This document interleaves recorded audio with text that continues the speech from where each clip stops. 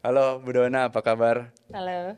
Bu, selamat datang nih. Ini podcast pertama di Geri Gra Family.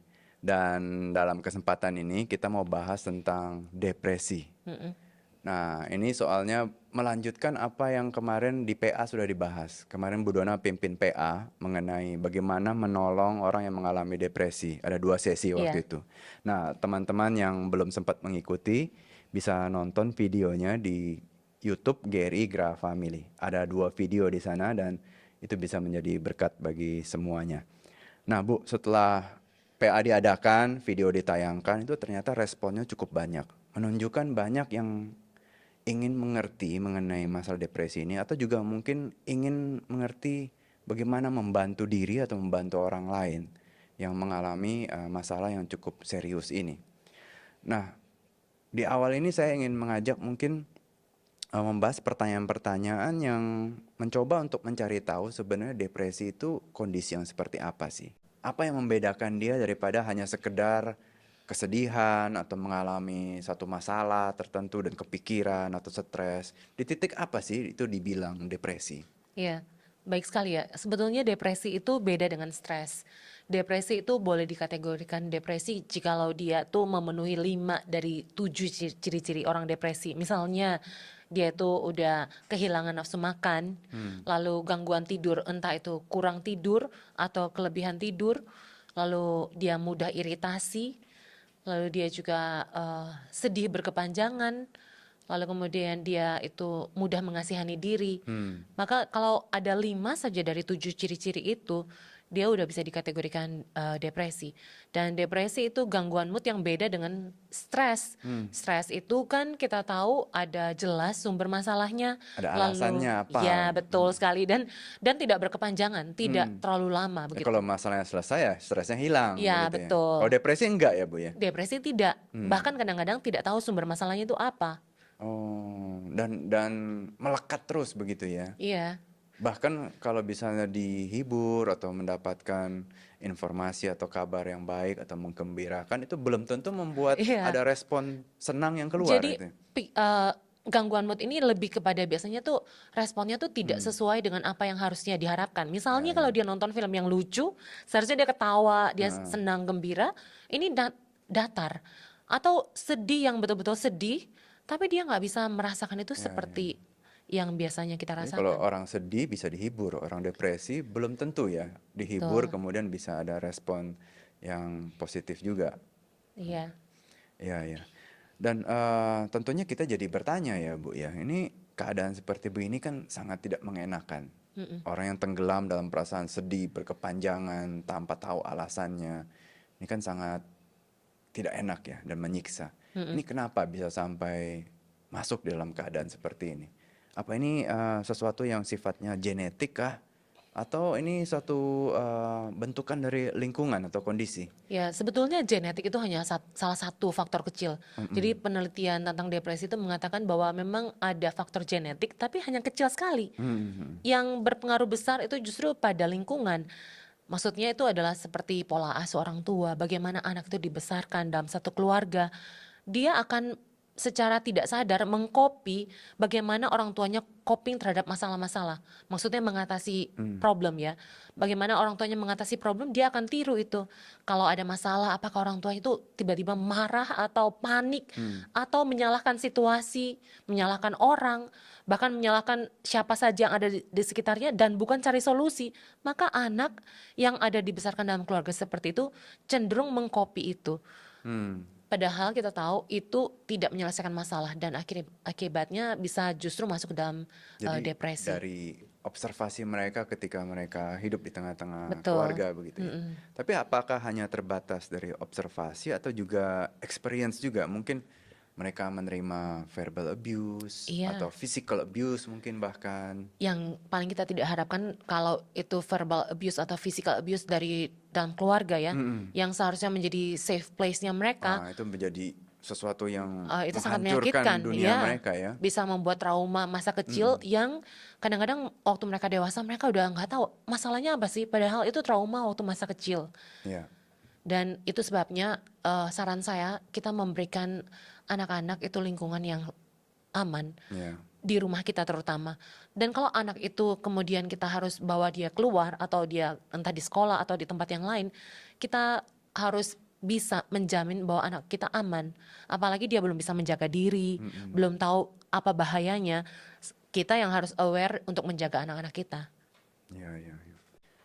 Nah, jadi sebenarnya penyakit ini namanya penyakit atau kelainan atau apa sih, Bu? Karena kebanyakan orang itu mengalami masalah atau kekhawatiran ketika mereka mendapatkan label sakit Sakit mental jiwa. atau sakit jiwa begitu Iya. ya.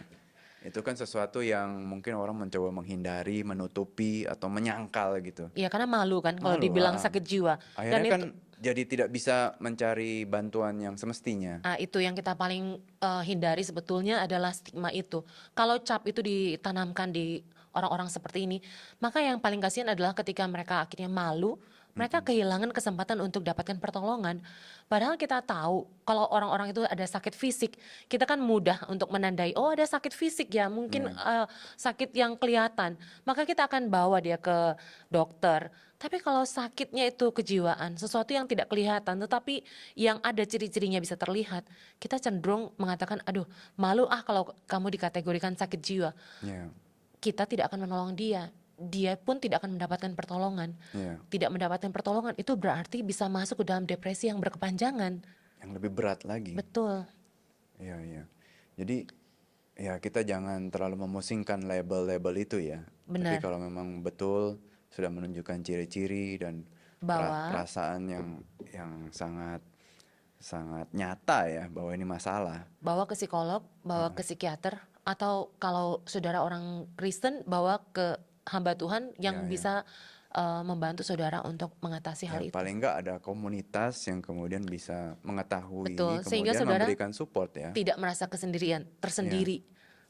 Nah, ini mungkin menyambung ke pertanyaan berikut dari pendengar kita.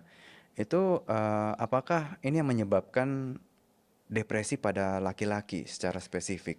Mungkin karena tadi yang Bu Dona bilang itu ya. Jadi mereka takut mengutarakan perasaannya, takut terlihat lemah atau tidak mampu Betul, begitu ya. betul. Apakah memang depresi pada laki-laki ini ada keunikannya atau ada masalahnya sendiri ini Bu ya? Saya rasa memang ada keunikannya ya, beda antara penyebab atau sumber daripada depresi wanita dan depresi pria. Kalau kita lihat pada umumnya pria itu memang achievement oriented ya. Jadi mereka itu berorientasi selalu kepada pencapaian.